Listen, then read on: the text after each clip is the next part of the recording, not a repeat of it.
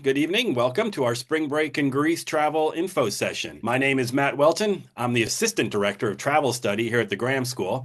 And tonight I'll be joined by Trip Scholar and Basic Program Instructor Kendall Sharp and our Spring Break in Greece program alumni, Jeff Doherty.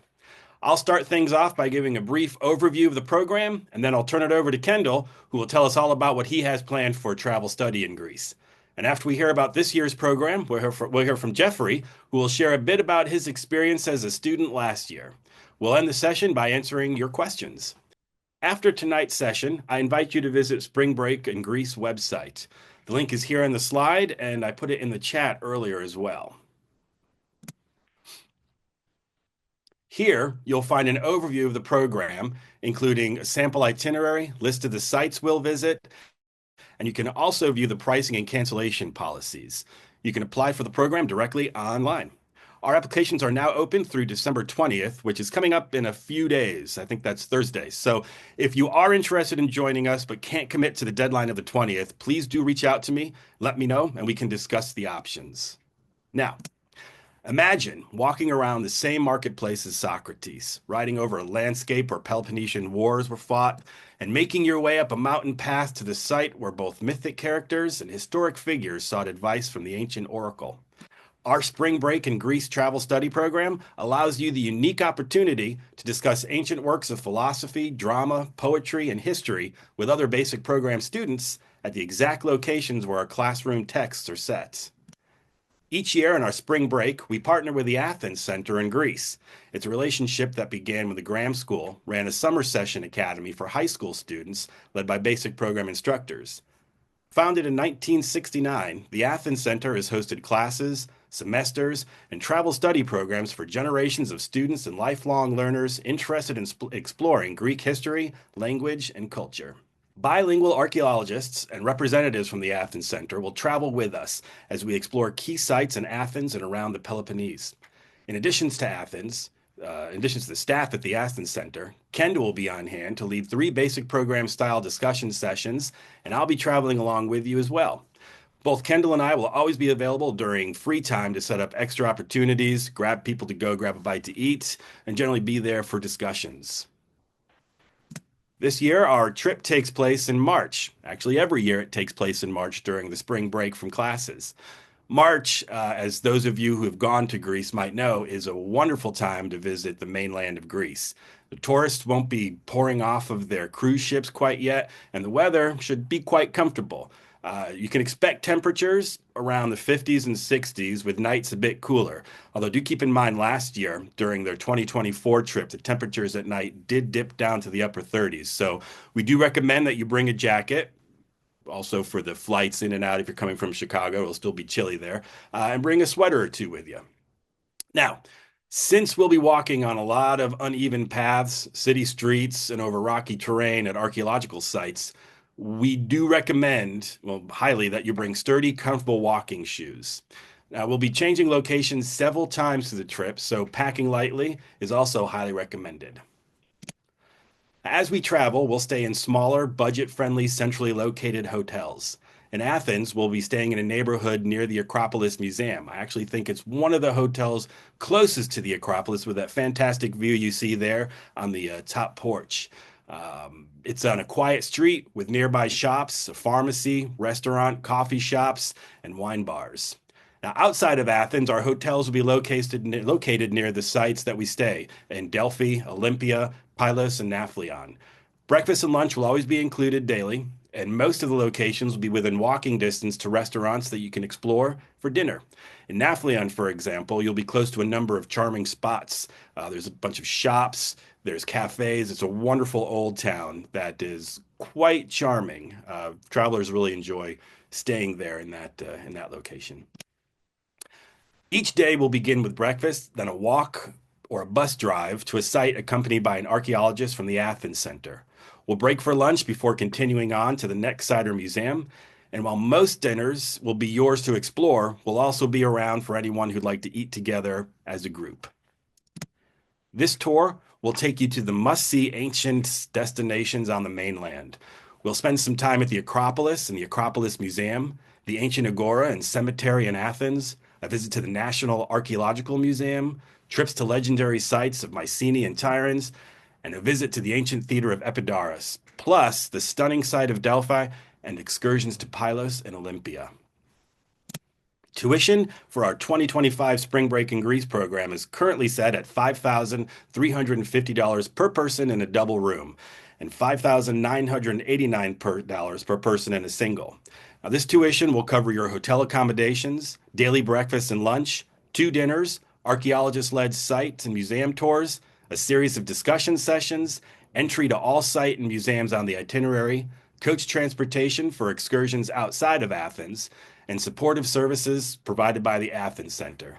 International flights to and from Greece are not included. Also not included are any additional museums or sites that aren't part of the regular itinerary. In addition to all of this, we're going to schedule a pre-trip seminar and a reception dinner so that you can meet your fellow travelers before we set out. I know historically, in the past, I've heard that the pre-trip dinners happen in Greektown. It's a good way to kind of get in the whole culture of everything. So, our spring break in Greece trip is open to all basic program students and alumni. Other students will be admitted at the discretion of the instructor in the Graham School. Spouses, partners, and plus ones are also welcome to attend. I wanted to make sure one thing that all travelers know that this is a more physically rigorous trip. There's a lot of walking. So it's not planting yourself in one place and then going. It's going out there and exploring these sites. And a lot of the sites are archaeological sites, which, if anyone who's been to an archaeological site knows, there's dips and hills and craggy rocks sticking up. In Greece in general, there are a lot of hills. It's a substantial climb to the Acropolis and Mycenae. There's an uneven terrain in Olympia and Tiryns, and the rocky pathway through Delphi could be murder on feet that aren't used to rocky pathways. So please keep these physical realities in mind as you apply. Now, when you take this trip, we strongly recommend that you purchase travel insurance, and we strongly recommend that you purchase travel insurance on every Graham School trip. The University of Chicago doesn't offer insurance, nor do we endorse travel insurance companies. Now, if this program is canceled by the University of Chicago or the Athens Center, you'll receive a full refund of your tuition. But since flights are not included, we can't reimburse you for those flights. So that is a great reason to purchase the insurance. Applications for this trip are currently open on our website. On the site, you'll see a little red button right here. If you click it, you'll be taken through the process. Now, we're asking patrons for emergency contact information when they fill out the forms. Passport information is currently up there, but it's optional. We use that information to book rooms and in-country travel. Now, if you opt not to enter your passport number, I'll reach out to you in the future for all that info. In the coming weeks, we'll be reviewing the applications and accepting the students. We do this largely on a first-come, first-served basis.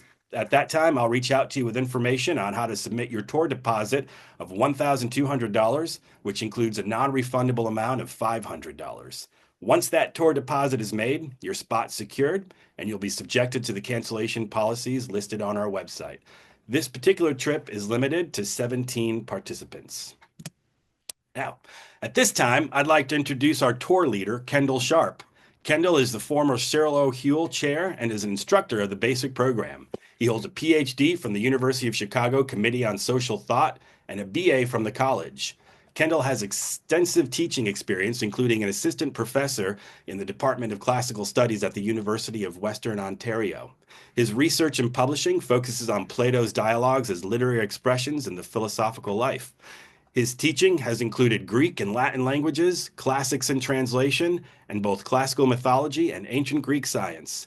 Kendall led our Study in Greece spring break back in 2023 and 2024, and we're excited to have him back with us in 2025. So I'm going to stop sharing, and I'm going to ask you to join me in welcoming Kendall to this discussion. Let's see here. So, as Matt said, let's see that. Okay, got it. My name is Kendall Sharp, and I was fortunate enough to be the trip scholar for the 2023 trip and the 2024 trip, and the itinerary for this upcoming tour is going to. It's either very close or essentially exactly what it was in 2024. Certainly, that first hotel which was really great. And I have to tell you that it's actually on a street named Daniel Webster, because there is a very special relationship between the American statesman Daniel Webster and Athens. I'll bone up on that before we get there. Let me tell you that my primary function on the trip is to be the basic program instructor, leading three discussion sections, which are 90 minutes, just like a seminar or a tutorial in the 4-year program. And your experience with me around those seminar tables will be very similar to what you're accustomed to in our basic program classes. Now I'm going to advance my slideshow here once. Discussion number 1, and I can't remember which date this will happen, but I do know that it'll happen on Saturday or Sunday. No, possibly Friday night, because we're doing the Agora, which is the marketplace, and the Acropolis and the Acropolis Museum, like on the first day and the second day that we're there. So let me rearrange some of my Zoom busyness on my screen so I can read what I've typed here. This is so there's a list of readings. And this is these are the first 2 selections, and I will. They're all readings from the 4-year program. In fact, they're all from year 1, except for the Thucydides. And Thucydides we read in year number 4. So you probably have the books already, but whether you do or you don't, I provide PDFs of the texts, which will come in very handy when traveling. So for Athens, discussion number 1, I can't remember why, but 2 years ago I had to give these discussions titles the way you would a lecture. I call this one Athens, a place, a goddess, and a way of life. And so we'll read in Thucydides, if you'll look at the second line there, Pericles' funeral oration, which is as foundational a text for liberal education and freedom and equality and self-government as there are. And that is what we will hold our first 90-minute discussion section on. And we'll probably do so within sight of the Acropolis and the Parthenon itself, because we'll probably be on the top floor of the Acropolis View Hotel where they put us last year. Now, I also have Plato's Apology of Socrates up here. This will really come into play when we are, as Matt put it, following the footsteps of Socrates through the Agora. Because there are a couple of touch points between the dialogue that we call the Apology of Socrates and the Agora, and then also the Phaedo. And you'll notice it's just the final 3 pages of that dialogue. Spoiler alert: this is actually something that's also not in year 1 of the program. It's also in year 4. It's the last thing that you read, and I hope this. I hope I'm not going to bring anybody down, but Socrates dies at the end of this one, so the happy part of it, though, is that one of the funnest junctures in touring the ancient Agora with an archaeologist is when they show you a room that is plausibly the room where prisoners were kept before poisoning, since that was the means of execution. So I'm going to advance slides now. There should be a photo that looks good. There we are. There she is, ladies and gentlemen. This is the Parthenon up on top of the Acropolis, and you can tell by that sidewalk that this photo is less than 10 years old. But this is a really good view of it. This is basically what you see when you walk in. And then this is a view of the north face of the Acropolis. So the Parthenon is sitting just over the edge. You can't see her. But what you can see the porch of is colloquially called the Erechtheum. And it is, well, it's a really interesting temple. But look to the left of it. To the left of it, do you see these well, they're column drums, and they look like drums, and they're kind of built into the side of the wall. They look like teeth. if there's a grin that goes across. Well, those are column drums. In other words, they were manufactured to be stacked on top of each other to make columns for the predecessor of the Parthenon. And this predecessor was under construction when the Persians invaded Athens, gained access to the Acropolis, and burned everything. The Athenians, let's see. So I'm sorry for those of you who are about to read Herodotus, because another spoiler alert is that the Athenians won the war with Persia, and after they evicted Persia under the leadership of Pericles, they rebuilt the Parthenon and everything on top of the Acropolis. Anyway, the fire is in Herodotus, and we'll read that also. You'll see that in a moment. But notice those column drums right there. They are from the temple the Persians destroyed, but the Athenians, because they're sacred, they built them into the wall rimming the Acropolis. Fun details like that. Now, and Matt said, it is very rocky to walk. But if you look to the right of the so-called Erechtheum, you can see that if you are wheelchair bound, you can still get up there because that is an elevator and people use it to get up on top. There is the Propylaea. This is the gate that you walk through to get up there. And this is our group photo from 2022. And if you can you see my cursor circling? You won't recognize Jeffrey Doherty because he's wearing shades. But he's the traveler who is here with us tonight. And there, of course, is Jan, our leader in the past. And then there is a view of the Theater of Dionysus, where tragedy was born. And I snapped this looking over the south face of the Acropolis because it's built into the side of the hill. And you tour this as part of the tour of the Acropolis. And actually, just beyond this modern-looking building is the Museum of the Acropolis, which is just about one of the best museums that I've ever been in. Not just for its holdings, but I mean its design.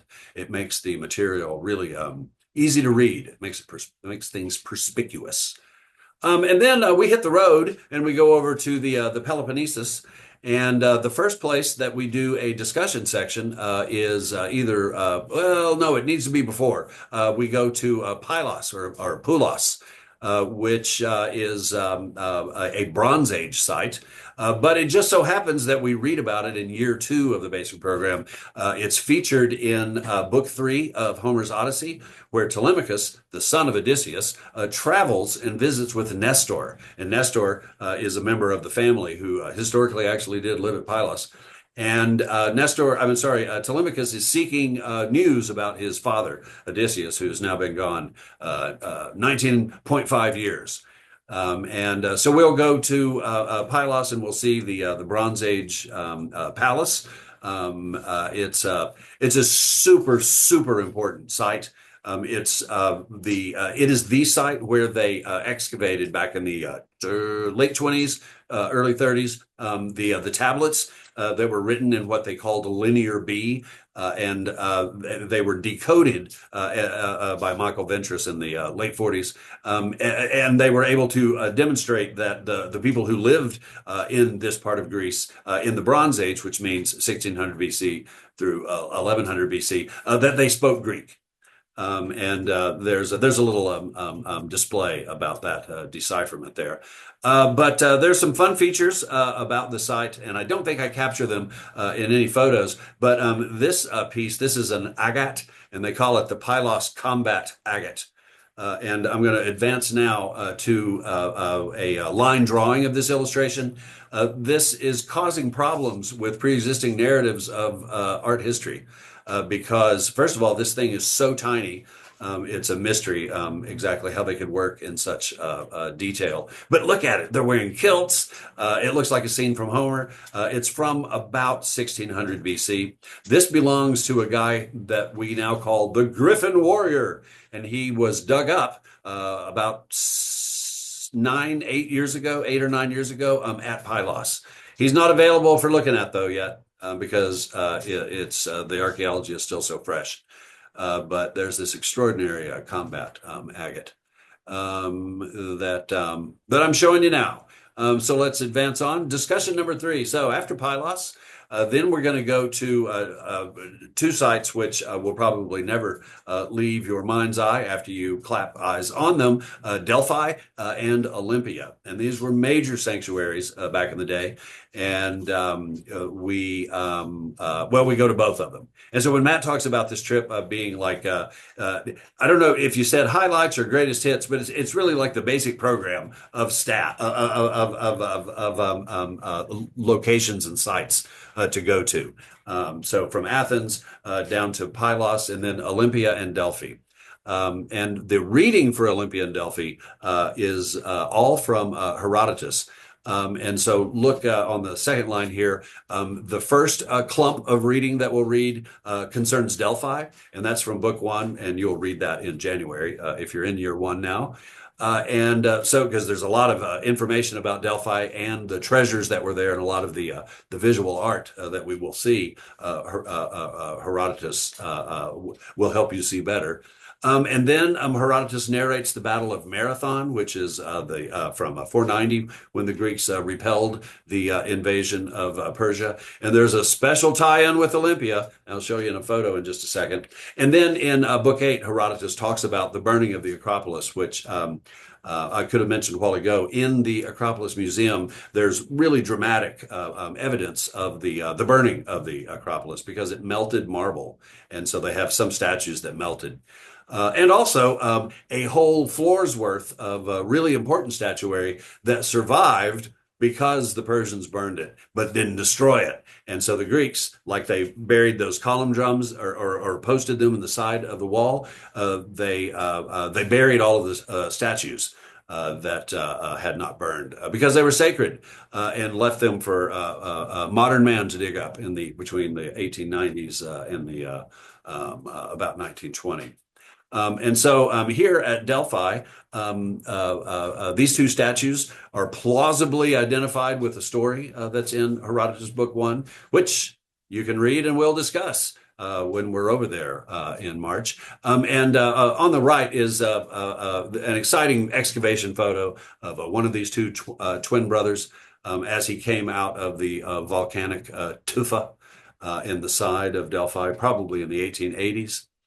And then look at this. This is a helmet. And this is the helmet that was dedicated by the general Miltiades, the guy who is in charge at Marathon. And he seems to have dedicated his helmet at Olympia. And can you see my cursor moving around? Right here on sort of the jawline of the helmet, you can see an M right there. And then next to it is a kind of a sideways I. And then take my word for it, there's a lambda. So it spells Miltia. And then here's the D for the delta, or the delta for the D, E, and then there's a little S there. The helmet is the worst for wear because the Olympia site collapsed in like 500 AD. But there it is. It's his helmet, and he dedicated it like he did. And it's a personal item related to one of our texts. And there is the walk. This is on Delphi, and this is the path looking back over your shoulder if you are a pilgrim and you're going to consult the Delphic Oracle. And there on the kind of the right, like if you from the center spot, it's at about 2:30. That building that lacks a roof is the treasury of the Athenians, which is an object that if you go on the trip, our trip archaeologist will tell you about. Thank you so much, Kendall. It really gets me excited to think about every time we're going to Greece. It's been more archaeology and that sort of. It's exciting to think we can actually discuss this stuff and put it into context and stuff. Yeah, you've piqued my interest with those reading suggestions. Now, I'd like to welcome Jeffrey Doherty to the conversation. Jeffrey graduated from the basic program in 2023, and he traveled with us with the spring break in Greece trip in 23 and loved it so much that he signed back up for a second trip in 2023 and then came back again for our September 2024 trip to northern Greece. So please join me in welcoming Jeffrey, who can give us a look at what you can expect as a student while traveling in Greece. All right. So I'm Jeffrey Doherty. I am 2023 basic program graduate. I'm currently in my second year of the Romans alumni sequence. I work as a data scientist in BI and analytics. As Matthew mentioned, I've done 3 Greece trips and I've also done 1 Oxford trip. So playing along in the background here are some video and pictures from the first Greece trip that I had gone on. And I just wanted to showcase the fun that I had, the relationships I made, and then also the beauty of Greece. Um, I'm not sharing many photos from inside museums. I don't want to give any spoilers for stuff that you may discover while you're there. Uh, so why did I go to Greece on the first trip? Well, first of all, I was never really a traveler. I never did the educational trips through high school and college. So I took this as a way of making up for that. Um, but also, I wanted to gain a greater relationship with the works that we read in the basic program. And not just those works, but the basics of Western civilization and Western thought. If you nerd out on the great books like I do, there's a great conversation that goes on. Kind of referenced by Robert Hutchins from the original Great Book set, and this stuff will be continually referenced as you read through those works. So I figured, why not familiarize myself with this? Also, most folks that go on this program are associated with the basic program, so you have this common language with everybody that's going on the trip, um, which made it great for me. I'm a younger bachelor compared to most of the folks that go on this trip, and uh, to have something relatable, a breakfast conversation and relying on the basic program was really helpful for me. Here we're walking up on the Parthenon and the Acropolis. Uh, One thing you may want to take notice of is just people's clothing. So a lot of folks want to know, like, what do you wear? Um, the basic recommendation is to dress in layers. You never know how the weather's going to change. It can be breezy and chilly, or the sun can burn you. So you notice a lot of folks here, either jackets, t-shirts, but generally layers that you can remove and put back on. Uh, don't forget sunscreen, sunglasses, all that stuff. Um, Here you could the pathway is slightly new there. I think they built these pathways while this attraction was shut down during the COVID years. So what else should you consider bringing on the Greece trip? Well, what helped me was bringing a charger, like a traveling battery bank. You're going to be spending so much time taking, recordings and photos throughout the day, and you really won't have access to charge things as you're hopping from archaeology site to museum and lunch. So having a charger was really helpful for me. Another game changer was bringing a mini flashlight. I've brought a mini flashlight on all of these trips. You never know what dark corridor you want to, look down, or there may be some, painting or etching you want to illuminate. So that has really helped me on these trips. And then if you're somewhat of an adventurer and you want to be like, Rick Steves, you may want to bring a sink stopper to wash some stuff while you're traveling. As mentioned, this trip, you're not in a central location the whole time. You're going to be jumping from city to city and hotel to hotel. Some hotels will do laundry for you, but uh, generally there's like a 24-hour wait, and if you're leaving early in the morning, it can be a hassle. So sink stopper and detergent help me out. Another good thing to bring is cash. I know it sounds silly, but if you're going to be eating out with folks and taking taxi cabs, what have you, it makes it a lot easier to split the bill with people if you bring cash along on these trips. It's really helpful. Also, if you notice in this video here, I was surprised that this Athens just has tortoises running around. There's Kendall petting one. I just found it fascinating. You're on the other side of the world, and there's just things that you don't realize is going on over there. Um, so what to take with you from Greece? So do not take anything from the archaeology sites. That's frowned upon, and from what I heard of, it's illegal. But before you enter the archaeology site, if you want to pick up a rock, that's okay. Which I enjoy, taking a free souvenir from each of these places before I entered the site. In fact, one of the sites, it was littered with obsidian stones before we entered the site, so that was really nice. You're also going to be able to pick up a bunch of tickets, maps, museum programs. The archaeologists may print out some maps for you. I keep all of those saves for memories on my bookshelf so I can kind of relive the experience whenever I want to, remember what adventures we had here. Here, I think this is Nathlio.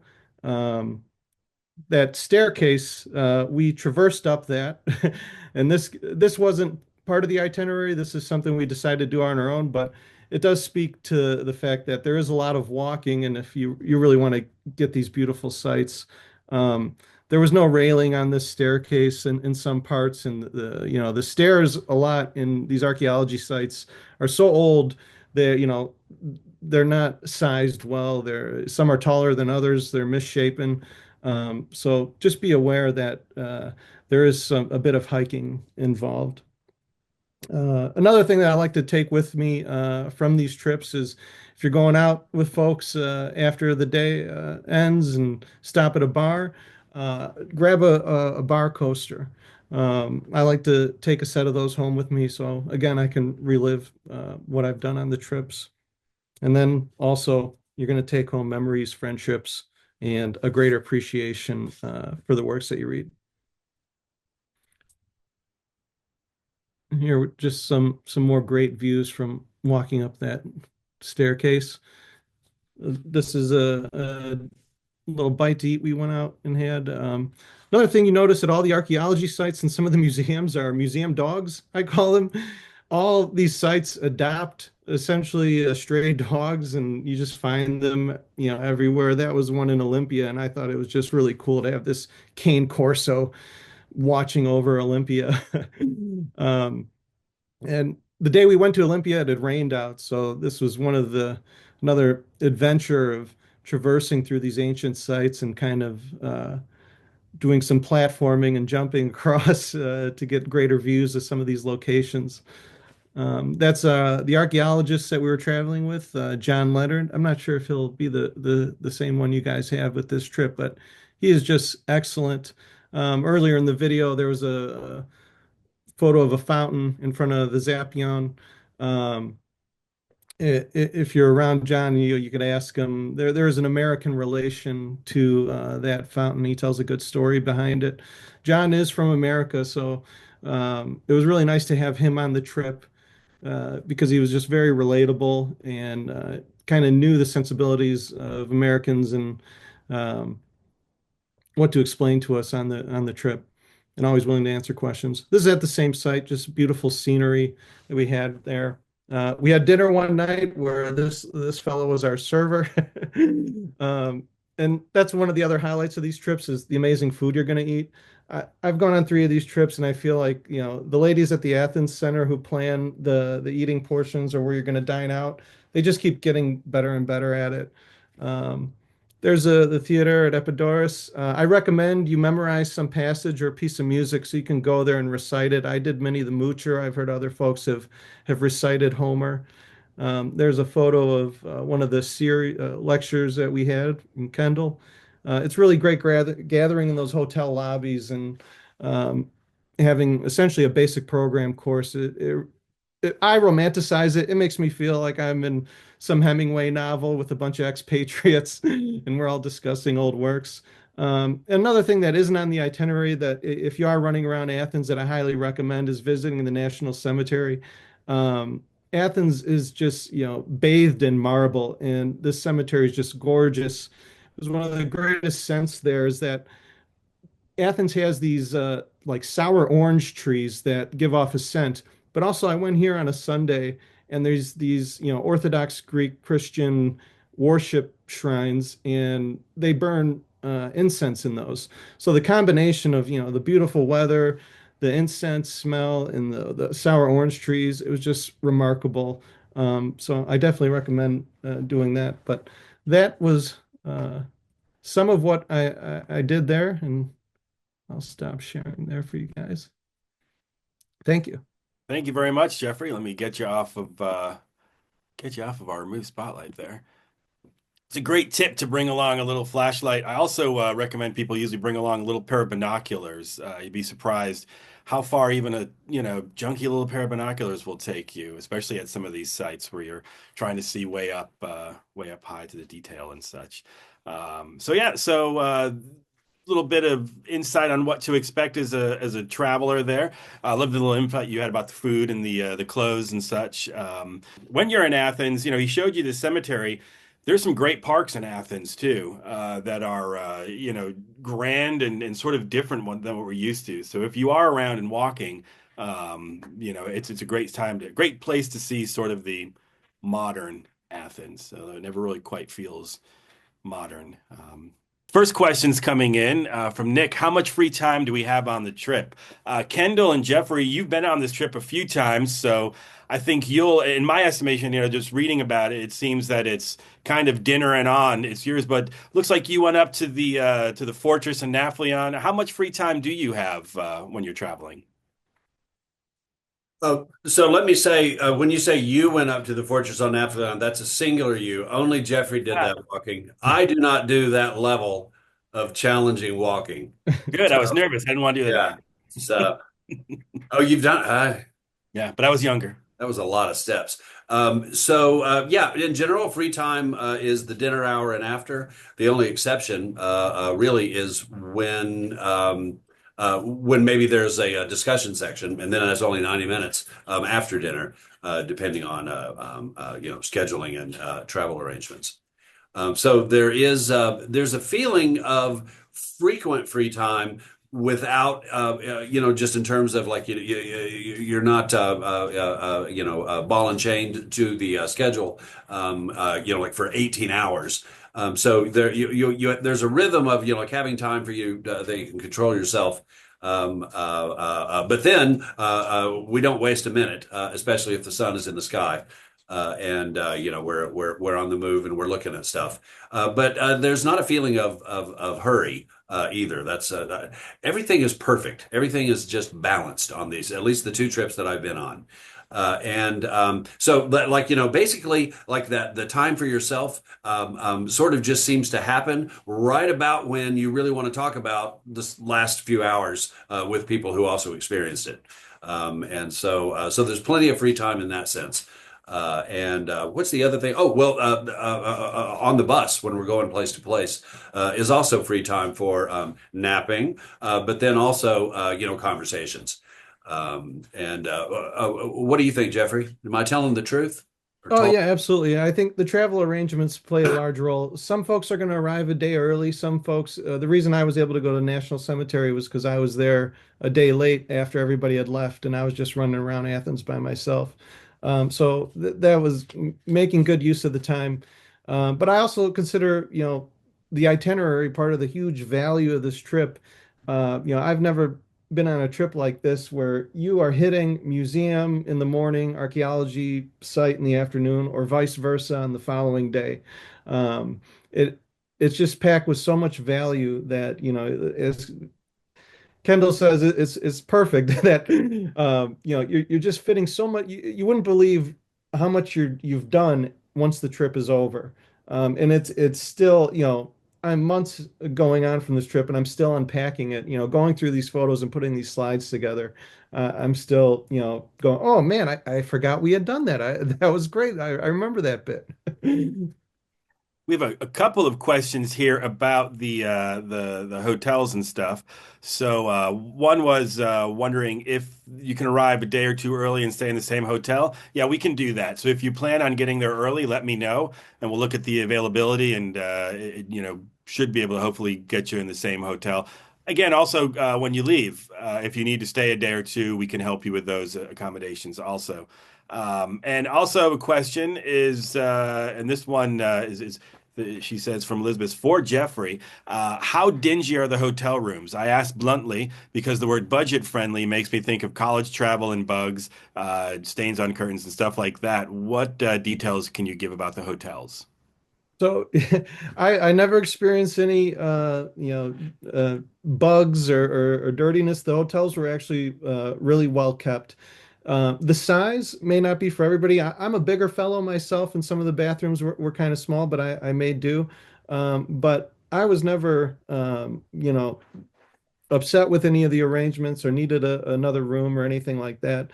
Um, and again, I kind of mentioned I'm a sink stopper guy, and I will, do some laundry in the sink.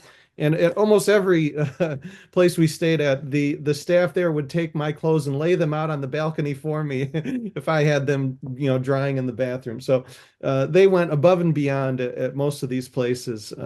So I was really happy with the arrangements we had. I've also noticed from traveling, in a lot of the places we're going, there's not a lot of variety. So a place like Delphi, for example, there's only really one type of hotel. So it's not like there's a six-star hotel or five-star hotel over down the road. They're all pretty small, close to the sites and such. So it's and it's I think that the important thing about the hotel are those locations. And you see the picture of the Acropolis, you are that close in that hotel. Which is good. Another question from Elizabeth was about the Zoom. Yeah, anything that we do beforehand, if it's a info session or a seminar, that will be on Zoom. The only thing not on Zoom is going to be the get-together dinner, obviously. We could bring a camera and you could watch us eat. But Kendall has something to add. Maybe there is on Zoom.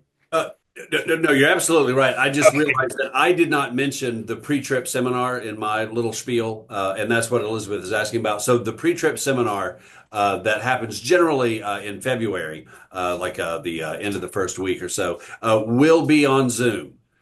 So yes, most definitely. We assume that people are coming from the Four Corners. Another Elizabeth asks, I know that spouses may join the trip. Just curious whether college-age children may join as well. Yeah, have we ever had a college age person on the trips that you know of? I don't know, I don't know, but I think that reach out to us and we could see what that looks like and stuff. But yeah. Yeah, start a trend. Do you work with the here we go, something. Yeah, Zoe piped in there. She said as long as they're over 18. So we just don't do anyone under 18 on these trips. Um, and Kendall? Yeah, I just want to say the rooms are clean. Oh, okay, yeah, yeah, you know about the rooms and stuff. So you could Actually, could I talk about it a little bit? please do. Because it does come up. It's the let's see, what was the phrase, Elizabeth? That was it budget friendly. That's Greece though. Like Greece is budget friendly, like compared to Italy. And so the I never had the feeling that we were sacrificing. Like for the sake of budget.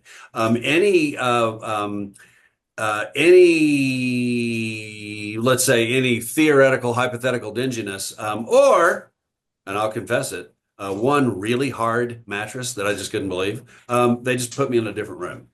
And also, so any complaints that I heard about, it's really an ad hoc room by room basis as opposed to institution wide. So on the one hand, very few problems and complaints. On the other hand, in my experience, they're very hospitable and they're very eager to make us happy. And if I could also add, on the amount of these trips that I've gone on in the last 2 years with the multiple trips to Greece and Oxford, there were some nights where I was booking my own layover through booking.com, and there I did have dingy rooms that I picked for myself. So I know the difference between a good accommodation and a poor one. And none of the ones that I've had that were booked through Graham were as bad as the ones that I mistakenly booked myself trying to get a deal on a website. I have another question. Do you work with a travel agent that we should call regarding flights and perhaps staying beyond the scheduled trip? We don't work with a travel agent. The university does have a travel agent. So we, but we don't have a specific travel agent that works on the flights and that sort of thing. What we can do is once we find out who's going, we could say like, oh, there's a bunch of people going on this flight. We can try to navigate that way, but we don't really get involved with the flights and such with that. We can help you with the scheduled trips. Just reach out to me and I'll try to help as much as I can with all that kind of stuff. Yes, Kendall. So, is it possible for the student traveler to work directly with is it Fox that the university uses? Like the people who book our stuff, just it wouldn't be Graham in the loop, but if they wanted an old-fashioned Yeah, travel anybody. experience. I mean, anybody could work with Fox. They're a travel agent that I can, connect you with them. They charge a little fee for booking and stuff, but they're I think a public company that you can work with and such. So, let's see. Have you found a preferred airline? This is kind of my thing off. And flight itinerary from Chicago to Athens, connections, etc. When I fly there, it's usually, I mean, I usually just go the standard like United and that kind of stuff. Uh, my usually from when I travel, I've stopped over briefly in places like Germany or Switzerland. I like Switzerland because if you get a flight that you can stop overnight in Zurich, let's say, and you have a 7 hour layover, you can see Zurich. It's a quick trip there and stuff.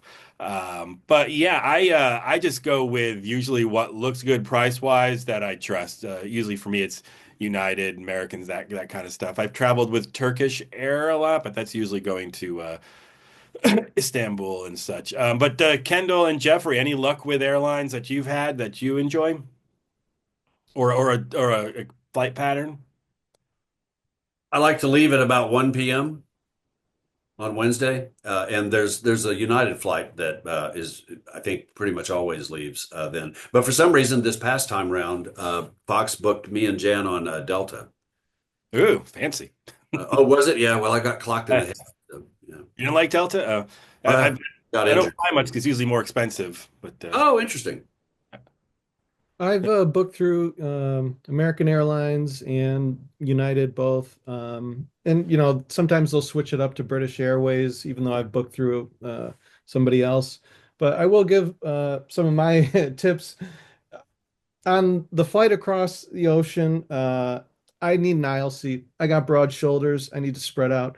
But if you're doing a layover somewhere and then you're hopping on what they call a puddle jumper across Europe to get into Athens, then I like a window seat because I want to see the view of Europe as I'm flying over. So just something to consider if you're like me and you want to see that view when you're on a smaller plane. The other thing I noticed too in recent travel, when you're getting on those puddle jumpers, a lot of people want to take all their luggage with them, and they will force you to check a bag, or they'll single out folks to check a bag. And the first people they go to are people with hard suitcases with wheels. So just something to be aware of that if you're going to hop on one of those puddle jumpers and you have a hard suitcase with wheels, you may have an attendant coming to ask you to check it when you don't want to check it.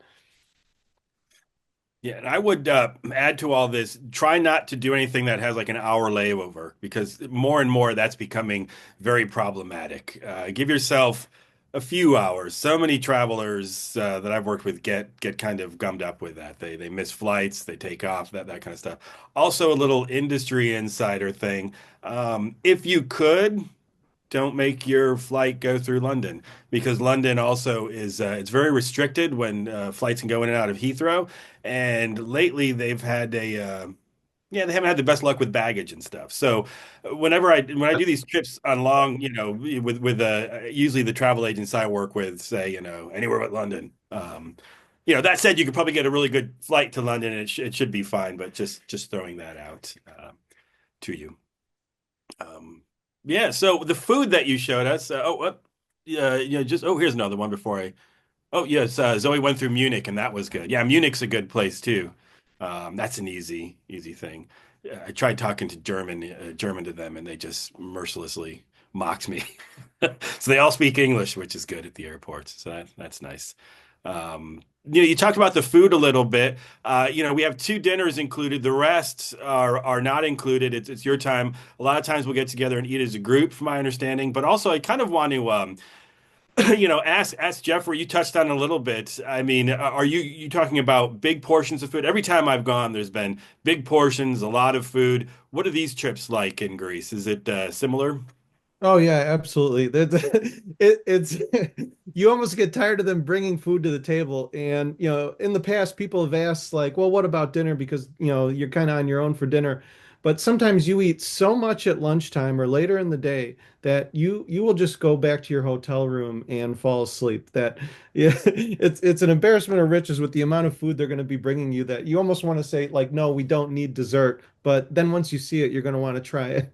I know when I've traveled before, a lot of travelers have a hard time with leaving a lot of the food on the you will get, I mean, Greeks tend to give you a lot of food. And that usually becomes a thing with Western travelers kind of saying, I feel so bad. There's so many. I guess my advice there is you're on vacation. Yeah, and Know your limits. the culture at the restaurants in Greece is a little different from America. They don't expect you to leave. It's difficult to get the check. They the last thing you'll get if you're lucky is a shot of raki, which is like a Oh, liqueur that a lot of folks have there. And but you'll probably be staying there for conversation a little bit longer after that last shot. yeah, and that's the great thing about Greek. And there are a lot of our picturesque outside, and it's really there's a place in Delphi. I think that Kendall's favorite place is also one of my favorite places, where the view is just spectacular. I mean, you're overlooking everything. There's olive groves, there's water. I don't know how they do it. There's everything. So yeah, it's very. Let's see. Boop, boop, boop, boop, boop. We have another one coming in. I'm reading it. So I'm glad Kendall will have the PDFs, but will there be a list of which editions and translations we can get from the bookstore in year one and don't have the Thucydides? Yes, yes, we will give you a list of everything, the preferred copies to take. Now, to give you an example, though, if you bring one of Kendall's books, you're bringing this thing along with you. So, not sure you want to do that. But we will give you we'll give you a list of the books and the preferred, the ISBN numbers and all that kind of stuff. Kendall has Yeah, yeah, and as I said, so I have high quality PDFs of the readings. So if you don't have and don't want to buy the books, you could prep with them, but you certainly do not have to take the landmark Thucydides. But I mean, it's really the landmark Thucydides and Herodotus. It's the two heaviest books in the four-year curriculum that we have excerpts from. But no, I have high quality PDFs. But the question is, yeah, yeah. If you send me an email, I can send it to you either later tonight or tomorrow if you're curious. And when you sign up, you'll have a Canvas site also, which will have some information. You won't have it right now, but I'll put into that the books and all that sort of things as well. And maybe in those PDFs, but you also print out the PDFs. That might be a good way to print them out. Maybe bring along a spiral bound or something like that. And yeah, Zoe says there is a landmark Kindle editions of the Herodotus. Not sure about the Thucydides, but for those who like to have the hard, I would say print out because the sections themselves aren't too long. Those might be good to print the PDFs out and bring along, or to travel with all that and carry extra backpacks and such.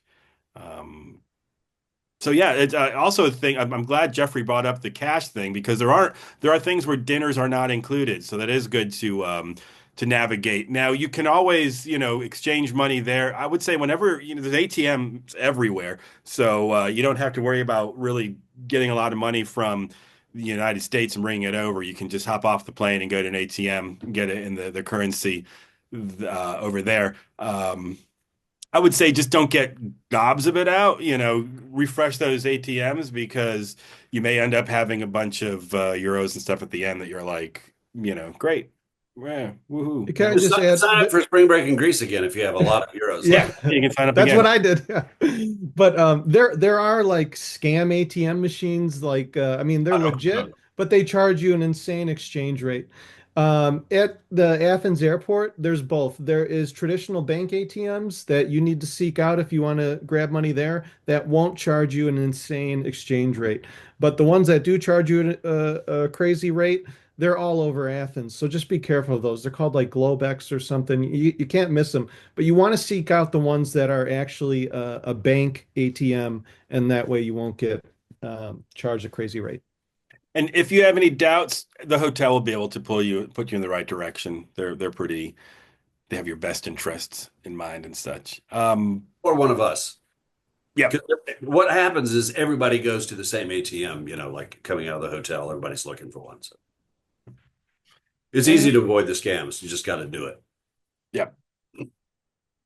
Yeah. So credit cards are also widely used, although when it's splitting up bills, that becomes a hassle and that sort of thing. But for any gifts, you should be able to use your credit card, you know, pretty easily. And I know a lot of credit cards are getting pretty lenient with those charges. Some of them. Phones also, depending on your phone that you have, you may be surprised. You may, if you have Verizon or something, you may find that you have about 10 free days in your international plan. If not, then I would just reach out to your phone company to see what you need to add and such. And Jeffrey put in the chat if anyone has any more questions or just wants to chat, he gave you his email to use. And also, you can reach out to me directly. Again, it's mwelton@uchicago.edu. And I'll be sending this video once we have it to everyone who registered. So you'll have this video again if you want to revisit, but also include the information in there, how to reach us. So it looks like we're right about 7. So if there are no other questions, the applications are now open on the website. So if you don't, they're open now. We have a deadline of the 20th. We're trying to see, gauge how many people and such.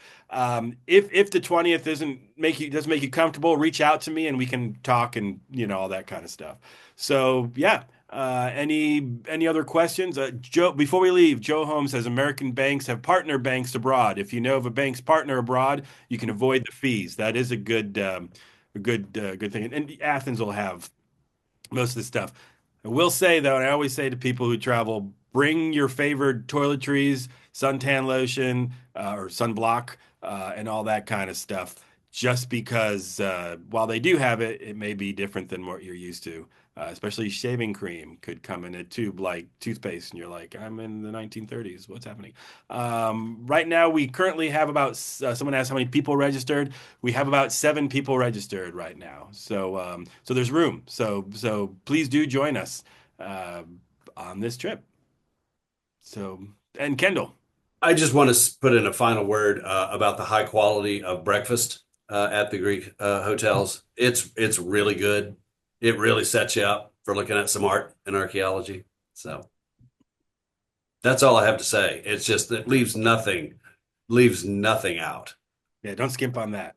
Yeah, also you can steal a bread or a sweet treat and bring it for the day in case you want something to eat during the day. And Kelly, you had asked me about transferring from Athens Airport to the hotel. Athens has a great rule. It's like a flat rate. You just get in line for the taxis, and it's like between 40 and 50 euro, and you takes you there. But be careful if you don't get in that line, or if you let one of the cabbies talk over you, then they may charge you more. But it is the law there. And following on that, I've got a guy. I can't really take credit for him because it was Jan's guy. He was Jan's guy first. But he we know how to get in touch with him ahead of traveling there so that he's waiting, at the airport. And so anyway, so he's really great. Nice. Yeah. So if no one has any other questions or comments, we could say thank you for joining us, and we hope to see you traveling in Greece with us. So thank you, everybody.